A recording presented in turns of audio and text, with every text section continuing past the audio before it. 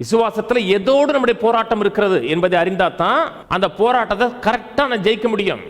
நம் வியாதியின் அறிகுறிகளோடு நம்ம யுத்தம் பண்ணல, வியாதியோடும் நம்ம யுத்தம் பண்ணல. வியாதியை கல்வாரி சிலுவையில் இயேசு ஜெயிச்சிட்டாரு. தரித்திரத்தோடும் நம்ம யுத்தம் பண்ணவில்லை. தரித்திரத்தை கல்வாரி சிலுவையில் இயேசு ஜெயித்து நமக்கு செழிப்பு கொடுத்துட்டாரு. எனக்கு விரோதமா சில மனிதர்கள் பேசுகிறார்கள், அதற்கு விரோதமாக நான் போராடல. அப்படி போராடணும் என்றால் தவறான விதத்தில் யுத்தம் செய்து கொண்டிருக்கிறோம் அர்த்தம்.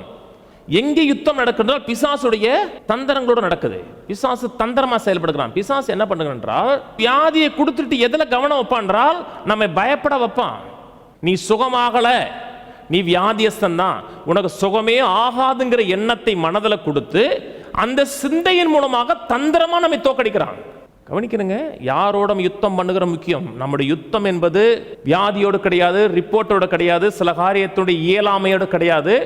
அது ஏற்படுத்தக்கூட பயத்தோடும் சந்தேகத்தோடு தான் சண்டை நடக்குது. ஒரு பயம் வந்துருச்சுன்னா யுத்தம் முடியல. நல்லா கவனிங்க, பயம் வந்துருச்சுன்னா யுத்தம் முடியல. யுத்தத்தில் நிற்கிறோம். ஜெயிக்கலாம்னு நினைச்சீங்கன்னா ஜெயிச்சிடலாம்.